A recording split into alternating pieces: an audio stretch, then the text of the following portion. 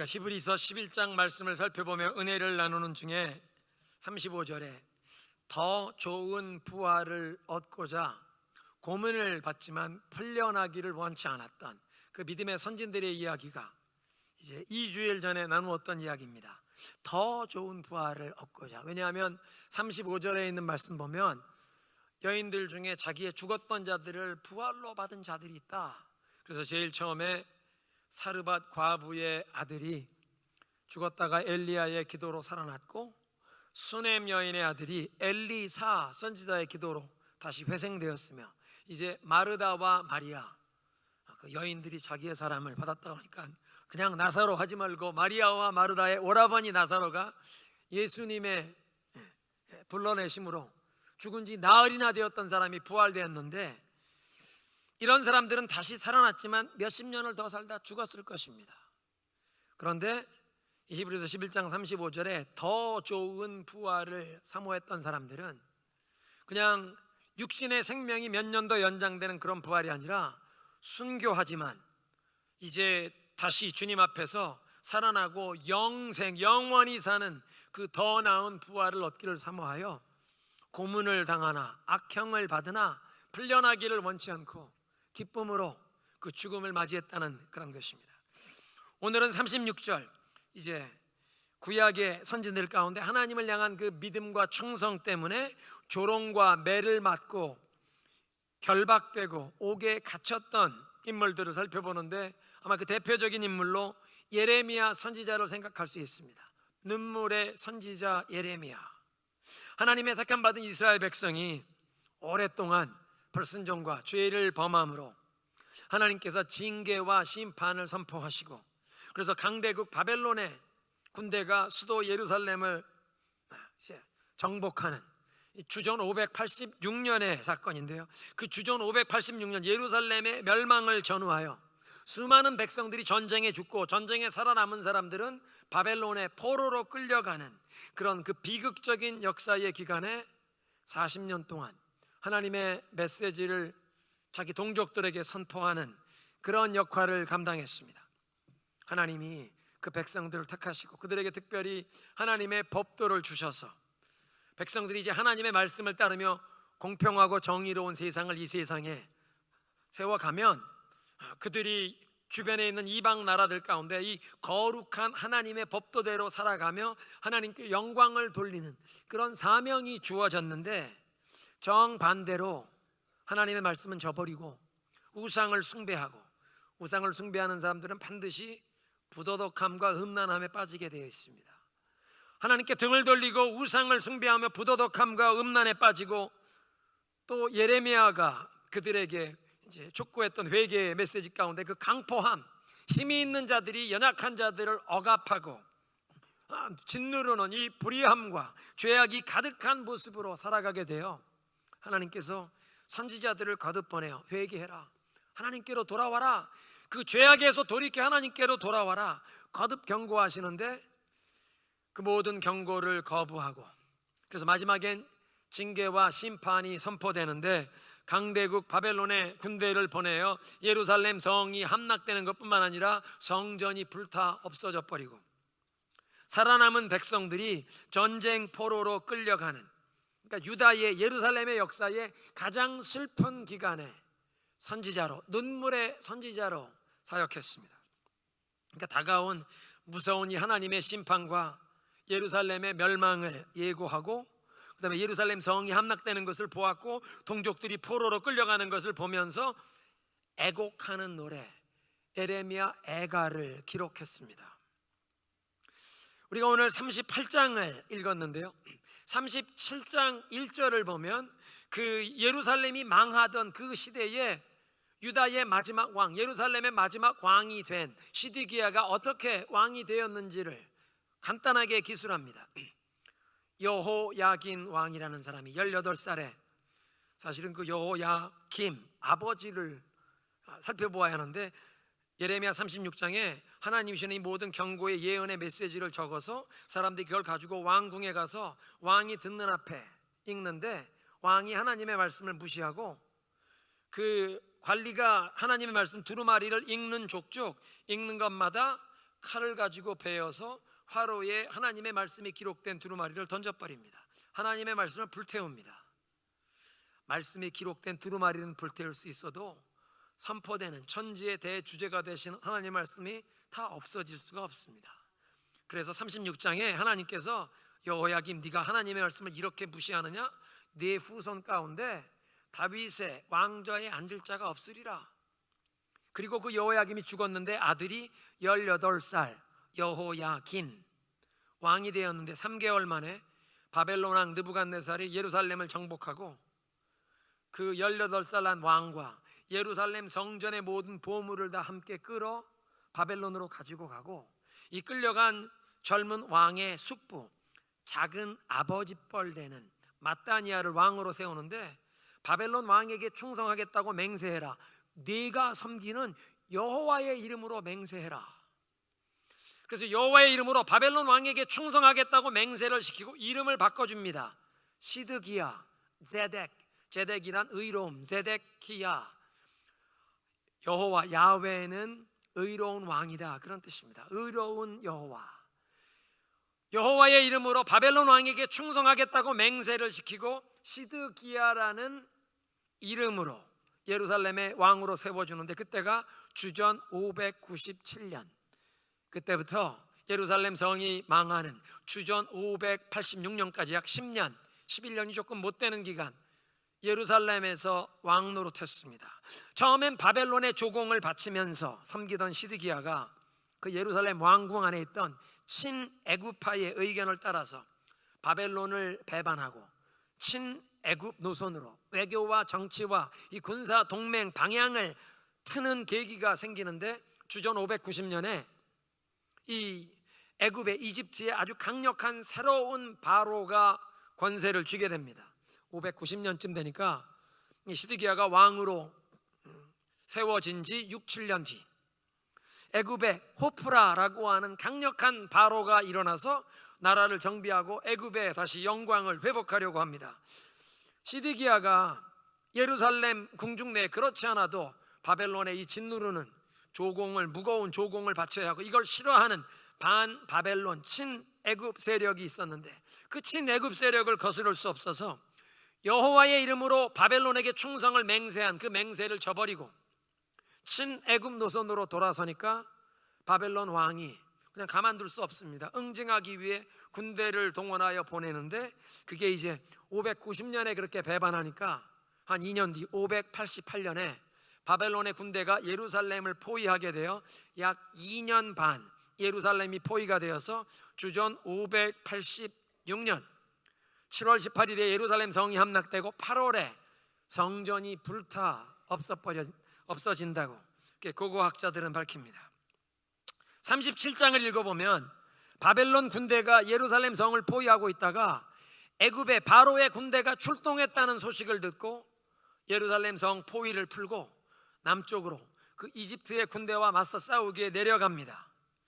바로의 군대가 예루살렘을 구출하기 위해 온다기보다는 예루살렘의 북서쪽에, 예루살렘 북서쪽 대서양 연안에 있는 두로와 시돈 항구 도시, 그 두로와 시돈 항구 도시가 주전 604년 605년 갈그미스 전투, 역사에 나오는 유명한 전투입니다. 이 갈그미스 전투에 느부갓네살이 승리해서 아수르 제국을 무너뜨리고 신흥 바벨론 제국이 40년간 이제 강력하게 펼쳐가는데, 그 갈그미스 전투에 승리하면서 두로와 시돈까지 바벨론이 영향권에 두게 됩니다. 예루살렘도 그때 항복하고 볼모로 잡혀가는데, 다니엘이 12살 13살의 청년으로 볼모로 잡혀간 604년, 그때부터 두로와 시돈이 바벨론 영향권에 있는데, 이집트는 나일강이 흘러내려오면 지중해로 들어가는데 지중해 해상 무역을 장악했던 그런 제국이었습니다. 그러니까 이 호프라라고 하는 강력한 바로가 일어나서, 야, 저 두로와 시돈, 저 항구 도시들을 다시 우리의 영향권에 넣어야 지중해 해상 무역을 우리가 다시 지배한다. 그래서 두로와 시돈을 되찾기 위해서 출동한 것인데, 그것을 예루살렘에 있는 사람들은 이거 봐라, 바벨론은 이제 물러가고 애굽이 우리 편이 되어 우리를 돕는다라고 생각했던 것입니다. 예루살렘 성 포위가 잠깐 풀린 기간에 예레미야가 고향 아나돗에 자기의 재산권 처분을 해야 할, 집안에 처리할 일이 있어서 예루살렘 성문 북서쪽에 있는 베냐민 문을 통해 그 베냐민 지파 쪽 아나돗으로 나가려고 하다가 성문에서 관리들에게 잡혀서 바벨론 군대에게 투항하러 나가는 배신자라고 붙잡혀서 잡혀가 매를 맞고 감옥에 갇히는데 서기관 요나단의 집에 지하 감방에 갇혀버립니다. 그런데 예레미야가 예언했던 대로 바벨론 군대가 이 이집트에서 올라오던 바로의 군대를 싸워서 물리치고, 그러니까 바로의 군대는 예루살렘은 두로와 시도는 고사하고 예루살렘으로도 올라오지 못 다시 애굽으로 돌아가고, 백성들은 이거 봐라, 애굽에 와서 우리를 도와준다고 했는데 얼마 시간이 지나지 않아 예레미야의 예언대로 바벨론 군대가 다시 와서 또 포위를 했습니다. 바벨론 군대가 돌아와 포위를 한 지 얼마 시간이 흐르니까 다급해진 시드기야 왕이 예레미야 선지자를 불러냅니다. 그 지하 감방에 갇혀있는 예레미야를 불러다가 비밀 면담을 하는데, 하나님의 말씀이 있습니까? 네, 있습니다. 예루살렘 성이 바벨론 군대의 손에 넘어갑니다. 항복하셔야 삽니다. 왕이요, 내가 무슨 잘못을 했습니까? 예루살렘 성이 안전할 거라고 얘기하던 왕의 선지자들, 그 거짓 선지자는 다 어디 있습니까? 제가 얘기했던 대로 바벨론 군대가 이 예루살렘 성을 포위하지 않았습니까? 우리 반드시 하나님이 지금은 심판과 징계를 명하셨기에 순종해야 합니다. 항복해야 삽니다. 나는 죄가 없으니 저 지하 감방 요나단 집으로 돌려보내지 말아 주십시오. 탄원을 해서 왕이 예레미야를 시위대 뜰에 두어라, 가택연금 시키는 겁니다. 그리고 매일 빵을 한 조각씩 예레미야에게 주어라. 왕궁 경호대 뜰에 가택연금 상태에 이제 머물게 되는데, 그렇게 가택연금 상태에 지내는 동안도 예레미야가 이 인기 없는 심판과 멸망의 메시지를 계속 백성들에게 전파합니다. 이것이 오늘 우리가 읽은 예레미야 38장의 역사적 상황적인 배경입니다. 관리들이 왕에게 찾아와서 예레미야 선지자에게 사형을 언도하라고 청원합니다. 바벨론 군대에게 지금 포로되어 있는데, 이런 상황에서 예레미야 선지자가 백성에게 하는 말은 이건 이적 행위입니다. 이건 반역자입니다. 사형에 처하십시오. 2절 3절 그들이 하는 얘기는 예레미야 선지자가 시드기야 왕과 개인적으로 면담할 때나 온 백성들이 다 들으라고 공개적으로 예언할 때 그동안 해왔던 얘기, 10년 이상 해왔던 얘기입니다. 이 도성에 머무는 사람은 칼이나 기근에 굶어 죽거나 전염병에 죽을 것이요, 이 도성을 포위하고 있는 바벨론 군대에 나가 항복하고 투항하는 사람은 자기의 목숨을 건진다. 하나님께서 지금은 심판과 징계를 선포하셨기에 그 심판과 징계의 손길에 순복하면, 항복하면 살고 거부하면 죽는다.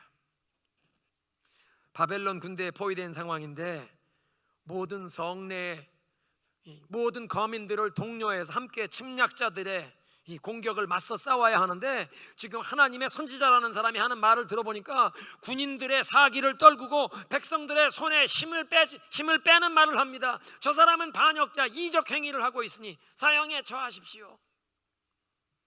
왕이 내가 여러분들이 싫어하는 일 할 수 없습니다. 예레미야를 내주고 그 관리들이 예레미야를 데려다가 물이 없는 진흙 구덩이가 된 웅덩이에 던져 넣었습니다. 거기에 우리말로 웅덩이라고 된 말을 영어 성경은 cistern이라고 번역했는데, 빗물을 저장하는 지하 물탱크 같은 공간입니다.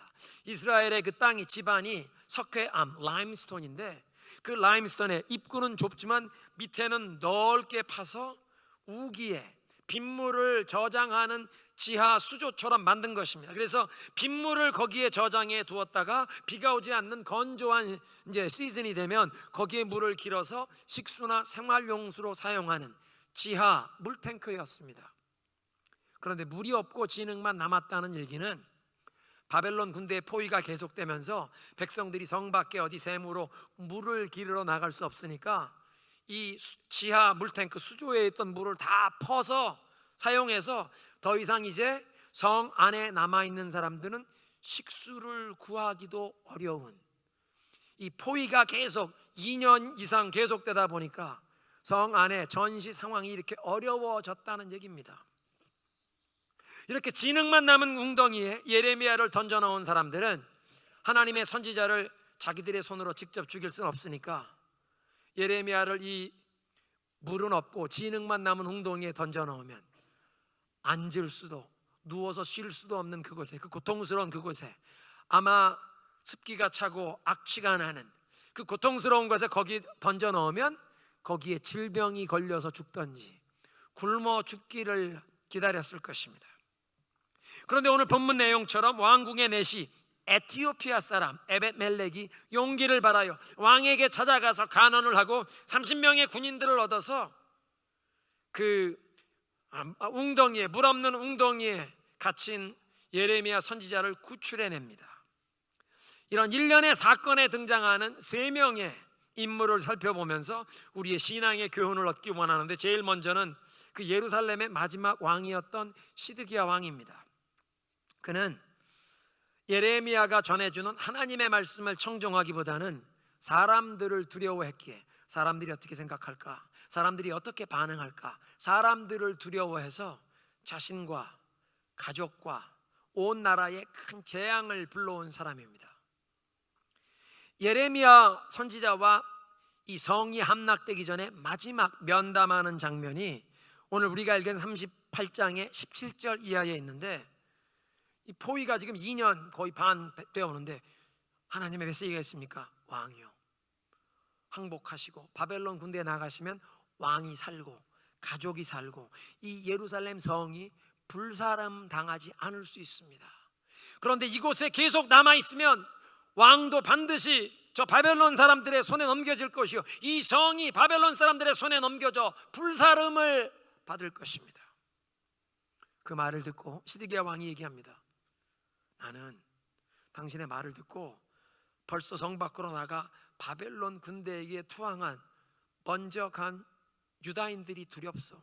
내가 바벨론 군대에 나가서 항복하면 그 바벨론 관리들이 나보다 먼저 자기들에게 투항한 유다 사람들에게 나를 내어주면 그들이 나를 조롱거리로 삼고 그들이 나를 학대할 것이 두렵소. 아닙니다 전하, 하나님이 살려주신다고 했습니다. 항복하면 폐하 당신도 살고 가족도 삽니다. 이 성도 불타지 않을 수 있습니다. 항복하시오. 아니야, 나는 그 유다 사람들이 무서워. 하나님의 말씀을 붙잡는 것보다 자기의 생각, 두려움을 더 붙잡아서 하나님 말씀에 순종하지 않습니다. 39장에 예루살렘 성이 함락되는 역사를 예레미야가 적는데, 마지막에 성벽이 무너지고 이 바벨론 군대가 들어오니까 왕이 이 시위대 군인 몇 사람과 함께 모압 쪽으로 도망가려고 아라바 사해바다 쪽으로 벌판으로 말을 타고 도망가다가 붙잡혀서 바벨론 왕에게 끌려갑니다. 왕만 끌려가는 게 아니라 모든 왕자들, 왕궁의 고관 대작들이 다 끌려가서 왕이 보는 앞에서 왕자들을 죽이고 관리들을 죽이고 왕의 두 눈을 뽑아서 사슬로 묶고 바벨론으로 포로로 끌어갑니다. 얼마나 저주스러운 삶입니까? 자기 두 눈 뜨고 마지막 본 장면이 자기 아들들이 죽임당하고, 그리고 눈이 뽑혀서 사슬에 묶여 짐승처럼 포로로 바벨론으로 끌려가는데 죽지도 않고 살아남아 있는 동안 계속 마음속에 내가 그때 예레미야 말 들었으면 우리 아들들도 죽지 않을 텐데, 그리고 예루살렘 성과 그 성전까지 다 불타 없어지는 그런 재앙을 불러왔습니다. 왜? 하나님의 말씀을 받아들이기보다 사람을 더 두려워했기 때문에. 신하들이 예루살렘의 그 귀족들과 왕궁의 대신들이 어떻게 나올까를 항상 두려워했고, 나중에 바벨론 군대에 먼저 투항했던 그 백성들이 나를 어떻게 할까, 그게 두려워서 하나님이 분명 살려주신다고 얘기하는데 하나님의 말씀보다 자기의 두려움, 자기의 생각을 더 붙잡아서 가족도 죽고 불타지 않아도 될 예루살렘 성이 불타지는 그런 비극을 불러왔습니다. 두 번째 인물은 왕궁 내시 에티오피아 사람 에벳멜렉입니다. 에티오피아 사람이라는 얘기는 왕궁 내에 자기를 도와줄 수 있는 사람들이 없는, 고향 친구도 없는 사람입니다. 나라가 망해가는 혼란과 두려움의 시대에 하나님을 경외하고 하나님을 의지하는 믿음으로 용기를 발하여 목숨을 내놓고 예레미야 선지자를 구출하겠다고 나섰습니다. 생각해 보시죠. 왕궁의 모든 대신들이 이 사람은 이적 행위를 하는 반역자라고 사형 선고를 내려달라고 해서 지금 물이 없는 웅덩이에 집어넣었는데, 그 예레미야를 살리겠다고 나오는 일이 얼마나 위험한 일입니까? 그것도 외국인, 아웃사이더가, 자기를 도와줄 수 있는 사람도 없는 사람이.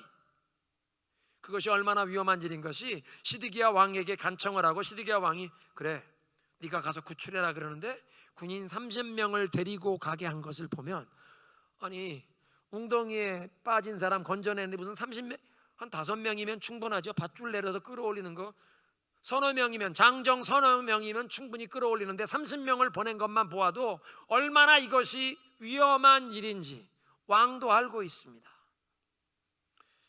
에벤멜렉은 정말 사람들을 두려워할 수밖에 없는 상황인데, 외국인이 그 왕궁 안에 자기 고향 친구나 인맥이 있는 사람도 없는데, 자기를 도와줄 사람도 없는데, 모든 왕궁의 대신들이 다 얼마나 미워했던지 사형 언도를 간청해서 웅덩이에 빠뜨린 하나님의 종을 건지겠다고 자기 목숨을 내놓고 하나님이 기뻐하시는 일 위해 믿음의 용기를 내어 실천하고 하나님의 축복을 받습니다. 39장 예루살렘이 멸망하는 그 기록 마지막 석절을 보면 하나님께서 에벳멜렉에게 축복하시는데, 내가 너를 반드시 구원하리라. 이 예루살렘 성에 재앙을 내리는 날 내가 너를 반드시 구원할 터인데 네가 나를 신뢰하였기 때문이라. 세 번째 인물은 예레미야입니다. 아니 왜 그 인기 없는 예언의 메시지를 사람들이 조롱하고 반대하고 때리고 결박해서 감옥에 물도 없는 웅덩이에 막 가두는데 왜 인기 없는 그 예언의 메시지를 계속 전하나? 37장에 시드기야 왕이 비밀 면담을 요청했을 때 거기에서 왕이 듣기 원하는 메시지를 전했다면, 또 자기가 선지자의 심정으로 하나님이 그런 예언 주신 적 없으면 왕이 원하시는 대로 내가 기도해서 이 바벨론 군대가 좀 물러가게 해 주십시오, 그렇게 기도해 주게, 왕이 원하는 내용으로 기도해 주겠다고 약속만 했어도 아마 시드기야 왕이 이 선지자를 풀어줘라, 방면했을 것입니다. 자유를 주었을 것입니다. 하나님의 선지자가 우리를 위해 기도해야 안전하니까 이 예루살렘 성의 안녕을 위해 기도하겠다고 하니까 풀어줘라, 명했을 터인데, 그런 왕이 듣기 원하는 말을 하지 않고 왕이여 이 도성 망합니다, 항복해야 삽니다. 예루살렘의 그 지배층이, 관료들이 듣기 원치 않는 그 메시지, 인기 없는 심판과 징계가 내려진다, 우리는 망하게 되었다, 아무리 목청 높여 외쳐도 사람들이 듣지도 않는데 그 싫어하는 메시지, 인기 없는 메시지, 좀 입을 다물고 있지. 차라리 입을 다물고 있으면 매를 맞거나 잡혀서 물 없는 웅덩이에 던져지는 그런 고통을 당치 않았을 텐데, 예레미야는 왜 이 인기 없는 메시지를 계속 전파합니까? 예레미야는 인기 없는 심판과 멸망의 메시지를 전하다가 값비싼 대가 지불을 했는데, 이유는 자기가 입을 다물고 있을 수 없었다는 것입니다. 내 영혼에서 하나님의 말씀이 불타올라서 그 말씀의 뜨거운 것이 내 골수에까지 사무쳐 내가 이 말씀을 그저 품고 있을 수 없습니다.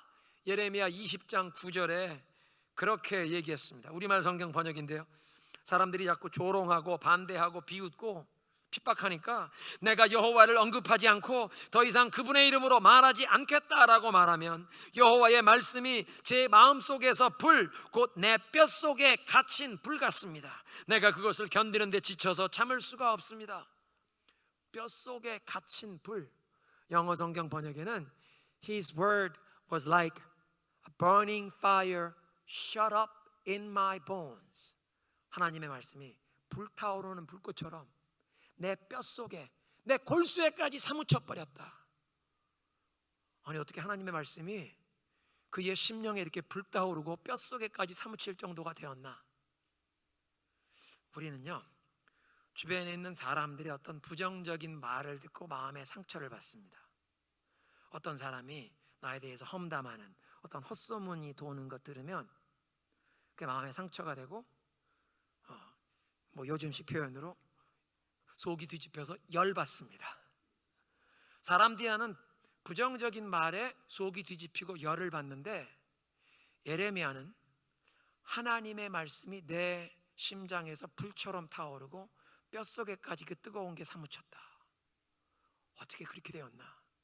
살았고 운동력 있는 말씀, 좌우의 날선 검보다도 더 예리한, 그래서 혼과 영과 및 관절과 골수를 찔러 쪼개기까지 하는 우리의 모든 생각과 우리의 모든 마음의 숨은 동기까지 다 감찰하시는 그 하나님의 말씀 앞에 만물이 벌거벗은 것처럼 드러날 수밖에 없는 그 하나님의 말씀에 마음을 활짝 열고 하나님의 말씀에 완전히 순복한 것입니다. 우리가 사람들의 부정적인 말을 듣고 속이 뒤집히고 마음에 상처받는 것을 에베소서 6장은 사탄의 불화살을 맞은 것이라, 그렇게 사탄이 던지는 불화살, 이런 부정적인 말은 믿음의 방패로 막아내라 그랬는데, 우리는 믿음의 방패로 막아내는 게 아니라 사탄의 불화살 같은 부정적인 말을 받아들여서 마음이 뒤집히고 불붙는데, 예레미야는 사람들의 말이 아니라 하나님의 말씀에 마음을 온전히 열어드리고 하나님의 말씀에 온전히 순복했더니 하나님의 말씀이 그 심령에 불처럼 일어나서, 하나님의 말씀이 불처럼 임할 때 우리 마음속에 모든 죄와 상처를 다 불태우시고 우리의 마음속에 모든 두려움과 염려와 근심 걱정을 다 불태워 정결케 하실 줄로 믿습니다. 하나님의 말씀이 우리의 심령을 온전히 사로잡아 불태우면 사람들의 말이 더 이상 상관없습니다. 하나님의 말씀이 내 영혼을 불태우면, 그 말씀이 나의 존재를 사로잡으면 사람들이 뭐라고 하느냐가 더 이상 들리지도 않습니다. 그러니까 그 불같은 말씀, 내 뼛속에까지 그 뜨거움이 사무치니 내가 이걸 마음속에 그냥 담아둘 수가 없습니다. 그래서 하나님의 말씀에 붙잡혀 그 말씀을 가감없이 전하며 하나님이 주신 사명을 수행했다는 것입니다. 두 번째로 예레미야는 하나님께서 그와 함께 하심을 경험했습니다. 확신했습니다. 예레미야 20장 11절, 그러나 여호와께서 힘센 용사로, 강한 용사로 나와 함께 하십니다. 여러분, 하나님이 나와 함께 하시는 것을 확신하는데 강한 용사로 함께 하심을 경험한다면 무엇이 두렵겠습니까? 하나님이 함께 하시는데 강한 용사, 힘센 용사로 나와 함께 하셔서 나를 도와주시고 나를 위해 싸워주시고 나를 보호하신다면 어떤 일, 그 누구도 두렵지 않습니다. 어떤 어려운 일, 어떤 고통스러운 대가 지불을 해야 한다 할지라도 하나님이 나와 함께 하시고 강한 용사와 같이 하나님이 나와 함께 하신다, 두려울 것이 없는 줄로 믿습니다. 그러니까 예레미야는 하나님의 말씀이 내 심장에서 불처럼 타올라 나를 사로잡고 하나님께서 강한 용사처럼 나와 함께 하심을 경험하고 확신했는데, 그 하나님이 역사를 주관하시는 만군의 여호와이심을 알았습니다. 예레미야 20장 12절에 만군의 여호와여, 의인들을 시험하시고 생각과 마음을 살펴보시는 주시여. 만군의 여호와, 여호와 사바오스, The Lord of Hosts. 온 인류 역사를 하나님께서 당신의 그 뜻 가운데 섭리하시고 당신이 주관하시는 절대 주권자가 되신다는 것입니다. 그래서 하나님의 뜻, 하나님의 계획, 하나님의 말씀이 반드시 이루어진다는 것을 그는 알았습니다. 예레미야는 그래서 25장 11절에 보면 이 땅이 다 황폐해질 것이요 이 모든 나라들이 바벨론 왕을 70년 동안 섬겨야 하리라. 70년의 바벨론 포로 생활을 선포합니다. 그동안 오랜 세월 하나님 앞에서 우상 숭배하고 불순종하였던, 하나님이 선지자를 보내어 회개하라, 죄에서 돌이켜라, 하나님께 돌아오라는 말씀에도 순종하지 않아서 이제 하나님이 심판을 선포하셨는데 70년 동안 바벨론의 포로 생활, 그 고통스러운 불무불 같은 포로 생활을 통해서 하나님의 백성들 그 우상 숭배하던 죄를 도말하는, 우상 숭배를 청산하고 깨끗게 만드시는 기간을 삼으실 것을 알았습니다. 그래서 그 70년의 불무불 같은 고난이 끝나면 하나님께서 다시 예루살렘을, 당신의 백성들을 회복시키실 것이라. 모세의 율법은 돌판에 기록되어 주어졌지만 하나님께서 이제 이 하나님의 법을 너희들의 마음에 기록하실 것이라. 돌과 같은 마음은 제하여 버리시고 부드러운 마음을 주실 것이라. 하나님이 그 말씀을 이제 너희들의 마음에 두시고 하나님의 영을 너희 마음 가운데 두실 것을 얘기하는 새 언약의 선지자가 되었습니다. 눈물의 선지자만 아니라 심판과 멸망을 선포한 것뿐만 아니라 하나님이 새 언약을 세우시고 당신의 백성들을 회복시키신다. 그래서 다니엘서 9장을 보면 다니엘이 서책에서 예레미야 선지자의 글을 통하여 바벨론 포로 생활이 70년 선포되었던 것을 알고 이제 70년 거의 다 됐네. 내가 604년에 끌려왔는데 지금 67년 68년째 이제 한 1년만 남았네. 하나님 당신의 백성들을 불쌍히 여기시고 예루살렘을 기억하소서 기도하기 시작하는 장면이 다니엘서 9장에 나옵니다. 예레미야가 기록했던 길 때문에. 왜? 예레미야는 만군의 여호와 하나님께서 역사를 주관하신다. 지금 사람들이 아무리 무시하고 비웃고 조롱하고 반대해도 하나님의 말씀이 반드시 이루어진다. 그래서 그는 그런 핍박을 경험하면서도 하나님의 말씀을 대언했다는 것입니다. 오늘 메시지를 정리하겠습니다. 유다의 마지막 왕 시드기야는 하나님의 말씀을 듣기보다 사람들을 두려워하여 사람들을 두려워하는 자기의 생각, 자기 두려움을 더 붙잡았다가 자신만 아니라 아들들이 죽고 예루살렘 성이 불타버리는 큰 비극과 재앙을 불러왔습니다. 하나님의 말씀을 받아들이면 되는데 자기 생각, 자기 두려움을 더 붙잡은, 사람들을 두려워하는, 사람들이 어떻게 생각할까, 사람들이 어떻게 반응할까, 그걸 더 붙잡았다가 자신만 아니라 온 가족, 온 나라의 재앙을 불러온 사람. 왕궁 내시 에벳멜렉은 이 사람이야말로 아무도 도와줄 사람 없는, 사람을 두려워할 수밖에 없는 상황인데 사람을 두려워한 게 아니라 하나님을 신뢰하고 의지함으로 자기 목숨 내놓고 하나님 기뻐하시는 일을 위해 믿음의 용기를 받아요. 하나님의 축복을 받습니다. 오늘 예배의 부름에서 예수님 말씀하십니다. 누구든지 나를 따라오려거든 자기 자신을 부인하고 자기 십자가를 지고 나를 따를 것이니라. 오늘 우리가 예배를 마치면 새로운 또 일꾼들을 세우는 선거를 합니다. 오늘 이렇게 또 새롭게 세운 많은 일꾼들뿐만 아니라 우리 모두가 주님을 따라가려면 나 자신을 부인하고 내 십자가를 지고 주님을 따라야 합니다. 내가 죽어야 합니다. 주님이 기뻐하시는 일을 위해 나를 죽이면 주님을 높이고, 주님이 기뻐하시는 일을 위해 내 자존심, 내 명분,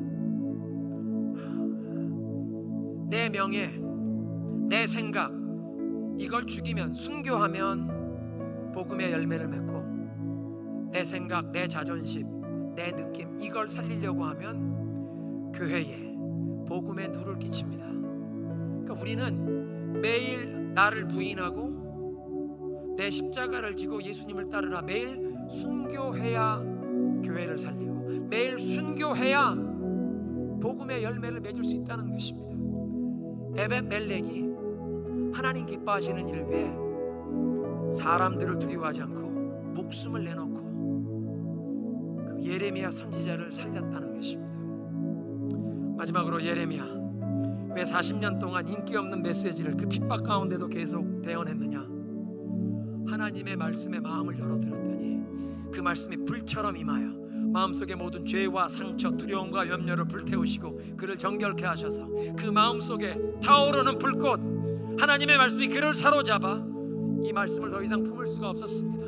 그리고 그 불같은 하나님의 말씀, 그 말씀하시는 하나님이 강한 용사처럼 함께 하심을 믿었고, 그 하나님이 만군의 여호와 역사를 주관하심을 알았기에 지금 아무리 사람들이 비웃고 조롱해도 하나님의 말씀이 이루어진다, 하나님의 뜻대로 이루어진다, 그걸 믿었기에 어떤 고통스러운 데까지 지불하면서도 하나님의 말씀을 붙잡고 그 말씀을 전하며 살았다.